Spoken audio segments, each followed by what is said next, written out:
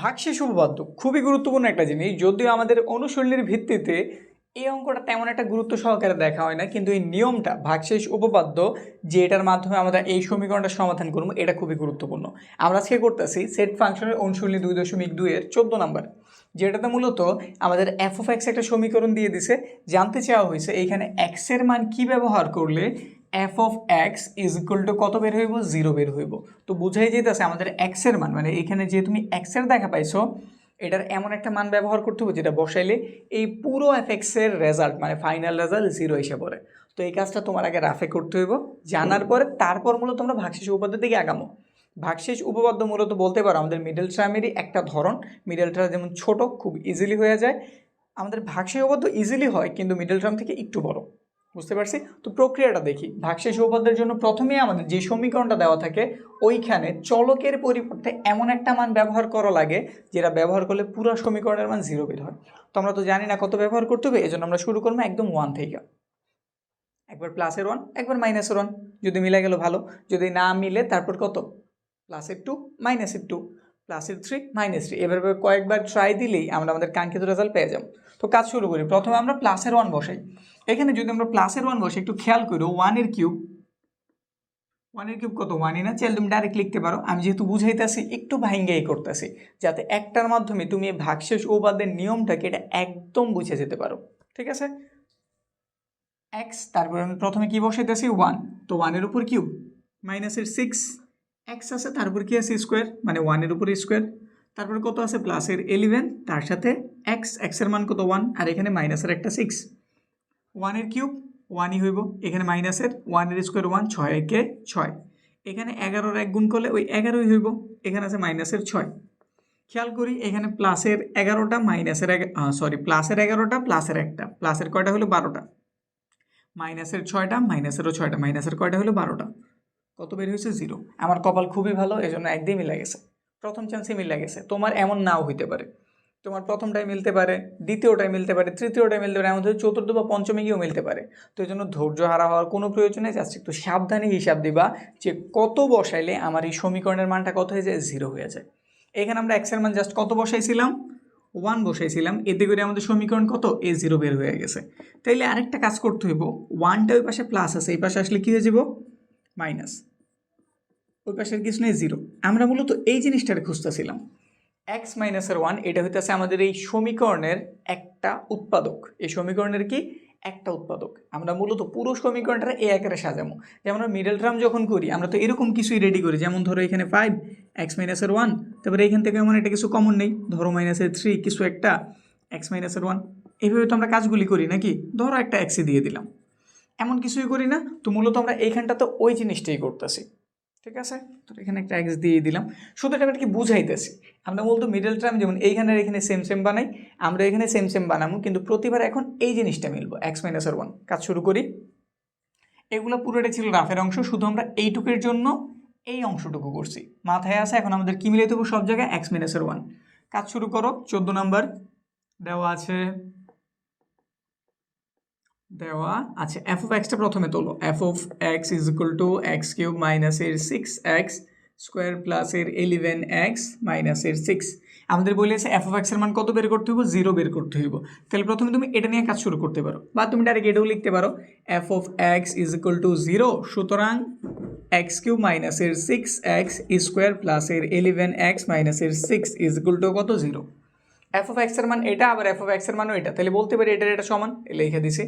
পরের লাইন আমাদের তো জানাই আছে, এখান থেকে আমাদের কী বের করতে হইব, এই যে এটা এক্স মাইনাসের 1। তো এইখানটাতে আমরা দ্বিতীয় লাইন পরে করি, তৃতীয় লাইন আগে করি। তৃতীয় লাইন কীভাবে আগে করি দেখো, এইখানে এক্স কিউব আছে, আমরা তো জানি আমাদের এটা বের করতে হইব। তো প্রথম কথা, তুমি দ্বিতীয়টার দিকে না থেকে শুধুমাত্র প্রথমটার দিকে ফোকাস করো।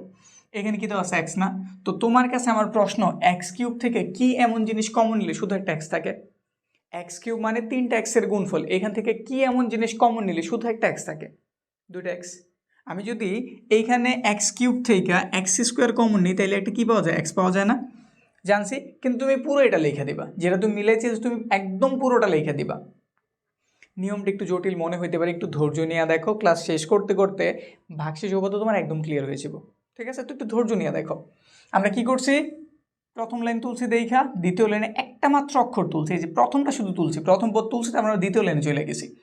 এইখান থেকে এমন কি জিনিস কমন নিলে আমাদের এক্স থাকে আমরা ওই চিন্তা দিতেছি। তো এখান থেকে আমরা এক্স স্কোয়ার কমন নিলে এক্স থাকে, কমন নিয়ে আমরা যা মিলে যে জাস্ট ওটা বসাই দিবা, কোনো চিন্তা ভাবনা না, জাস্ট বসাই দিবা। এবার একটু গুণ করো, তো একটু ব্যালেন্স করার জন্য গুণ করো, এটার সাথে এটা গুণ করলে এটা হইব, ঠিক আছে। এবার এটার সাথে এটা গুণ করো, এটার চিহ্ন প্লাস, এটার চিহ্ন মাইনাস, প্লাসে মাইনাসে মাইনাস, ওয়ানের সাথে যা দিয়ে গুণ করো ঠিক ওইটাই হইব। এখন উপরের সাথে ম্যাচ করো, আমরা প্রথমে 3 নাম্বার লাইন করছি, এখন আস্তে আস্তে 2 নাম্বার লাইনটা ঠিকঠাক করতেছি। এখানে ছিল এক্স কিউব লিখছি, কিন্তু মাইনাসের 6টা এক্স স্কোয়ার ছিল, আমরা মাত্র একটা লিখছি। এখন ওরা কয়টা বাকি? মাইনাসের 5টা কিন্তু বাকি। ব্যালেন্স অবশ্যই করতে হইব, যেভাবেই করি ব্যালেন্স করে যেতে হইব।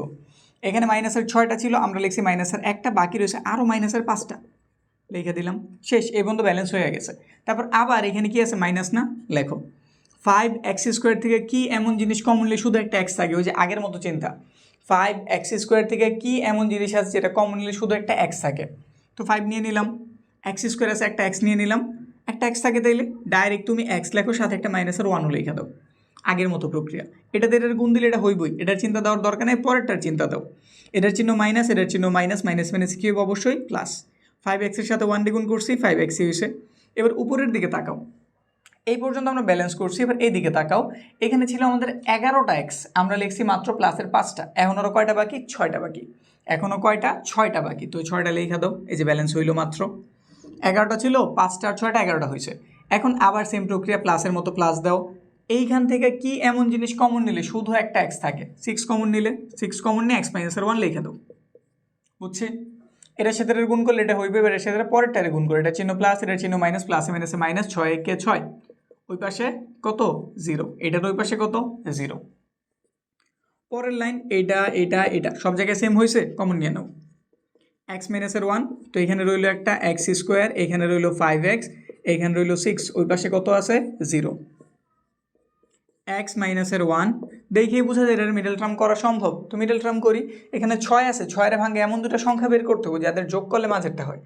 যোগ এখানে বলছি, বিয়োগ করে তো মিডল টার্মে মেলানো যায়, যাই, ঠিক আছে। আমি একটা প্রক্রিয়া তোমাদের শিখেছি আগের ক্লাসে, যেখানে আমি বলছি যেটা তুমি ভাঙাইতেছো ওইটা যদি প্লাসের বের হয়, ওটা যদি কিসের বের হয়? প্লাসের বের হয়, যেই দুটো সংখ্যা বের হইব তাদের যোগ করে মাঝেরটা মিলাইতে হইব, ঠিক আছে। এইভাবে মন রাখলে মিডল টার্ম ভুল হইব না। তো কত আছে? 6। 6-এর যদি আমরা ভাঙ্গাই, 3 দিয়ে দিলাম, 2 পেলাম, 3 আর 2 যোগ করলে কত হয়ে যায়? 5। আমাদের দরকারি যোগেরটা দিলে 3 আর 2 এর কি করতেছে? যোগ, কাজ শেষ। এক্স স্কোয়ার মাইনাস চিহ্ন হচ্ছে, দিয়ে দাও, কোনটার আগে লিখতে হইব? 3, সাথে এক্স দিয়ে দাও। এখন আমি যোগ বলছি, যোগ অর্থই কি যে প্লাস চিহ্ন দিয়ে দিলাম তারা যুক্ত হয়ে গেল? এমন কিছু কিন্তু না। যোগ অর্থ হচ্ছে দুটার চিহ্ন সেম থাকতে হইব, দুটা যদি একই জাতীয় সংখ্যা হয় তাইলে তারা যুক্ত হইব। যেমন আমি প্রথমটারে এখানে মাইনাস ছিল, এই জন্য বাধ্য হয়ে মাইনাস দেওয়াই লাগছে। তো যেহেতু মাইনাসের 3x, আমার অবশ্যই 2 এর যেহেতু তার সাথে যোগ করতে হবে, ওটার চিহ্ন এটার মতোই রাখতে হইব। মাইনাসের 3টা, মাইনাসের 2টা, একমাত্র তখনই তারা মাইনাসের 5টা হইতে পারবো। এইভাবে যোগের প্রক্রিয়াটা কিন্তু কাজ করে। তো মাইনাসের 3টা, মাইনাসের 2টা, মাইনাসের কয়টা হয়েছে? 5টা, সাথে আছে 6 দিয়ে দিলাম, ওই পাশে কিছু নেই, 0। তারপরে এক্স মাইনাসের 1, এখানটাতে দূরে থেকে আমি এক্স কমন নিতে পারি, তো একটা এক্স রইলো, একটা 3 রইলো, মাইনাস এখান থেকে 2 কমন নেওয়া যায়, কমন নিলাম, এখানে যা আছে উভতা দেখে তুইলা দাও, ওই পাশে 0, ব্যাস কাজ হয়ে গেছে। এইখানে এক্স মাইনাসের 1, এখান থেকে যদি আমরা এক্স মাইনাসের 3 কমন নেই, কারণ আমাদের এখানটাতেও আছে, এখানটাতেও আছে, তো ভেতরে রইলো, এখানে একটা এক্স রইলো, এখানে একটা মাইনাসের 2 রইলো, ওই পাশে 0। এখন এইটা এটা এটা তিনজনের গুণফল 0। যদি কোনো কিছুর গুণফল 0 হয়, এর অর্থ হয় তার মান 0, নয়তো তার মান 0, নয়তো তার মান 0, নাহলে তো 0 আসা পসিবল না, নাকি? তো এর জন্য আমরা একটু ভেঙে ভেঙে লিখি। প্রথমে এটার জন্য লিখি, হয় এক্স মাইনাসের 1 ইজ ইকুয়াল টু 0, তারপরে অথবা এক্স মাইনাস 2 এর জন্যই লিখি, এক্স মাইনাস 2 এর জন্য 0, এবং আরেকটা লিখে দিই x minus 3 is equal to 0। তো এখানে আমরা কত পাইলাম? মাইনাসের ওই পাশে গেলে প্লাস, এইখানে মাইনাসের ওই পাশে গেলে প্লাস, ওই পাশে গেলে প্লাস, ব্যাস কত পাওয়া গেছে? 1 2 3। তাহলে মান জানা গেছে যে কত এর জন্য আমাদের এক্সের মান 1 এর জন্য পুরো সমীকরণ 0 হইব, 2 এর জন্য 0 হইব, 3 এর জন্য কি হইব? 0 হইব। তাহলে এক্সের অ্যান্সার কিন্তু এই তিনোটাই, এটা এটা এটা, তিনোটাই আমাদের কি অ্যান্সার। বুঝতে পারছি? প্রক্রিয়াটা হচ্ছে মূলত তোমাদের আমি চেষ্টা করছি এই ক্লাসটাতে ভাগশেষ উপপাদ্য ভালো মতো বোঝানোর। এই ভাগশেষ উপপাদ্য আমাদের খুব বেশি দরকার পড়ে অন্যান্য অঙ্কগুলিতেও। আমাদের বিশেষ করে যারা উচ্চতর গণিত আছে তাদের কিন্তু হায়ার ম্যাথে আমাদের ভাগশেষ উপপাদ্য অনেক বেশি দরকার পড়ে। আবার তোমরা যারা জেনারেল ম্যাথে আসো তাদের 3.4 যে আমাদের উৎপাদক বিশ্লেষণগুলি ওগুলো বলতে গেলে সবগুলি আমাদের ভাগশেষ উপপাদ্য। তো দরকার একটা ক্লাস। আর আমাদের এই ক্লাসটা আজকের মতো কমপ্লিট হইলো। তোমরা এর আগের পরের যতগুলি অধ্যায় আছে বা পুরোটা বইয়ের সমাধানই যদি বলো আমাদের কোর্সে কিন্তু অ্যাভেলেবল আছে। আমাদের কোর্সে একদম প্রথম থেকে শেষ পর্যন্ত আমরা সব কিছু কমপ্লিট করছি। এরপর আমাদের বোর্ড প্রশ্নের সমাধান আছে, স্কুলের প্রশ্নের সমাধান আছে, মানে বিস্তারিত বলতে পারো গণিতে ভালো করার জন্য যা যা দরকার সব আছে। তো কোর্সে যদি ভর্তি হতে চাও বা কোর্স সম্বন্ধে জানতে চাও ডিসক্রিপশনে যাও, আমাদের অ্যাডমিশন ফর্মও দেওয়া আছে, এই নিচে আমাদের হোয়াটসঅ্যাপ নাম্বারও দেওয়া আছে।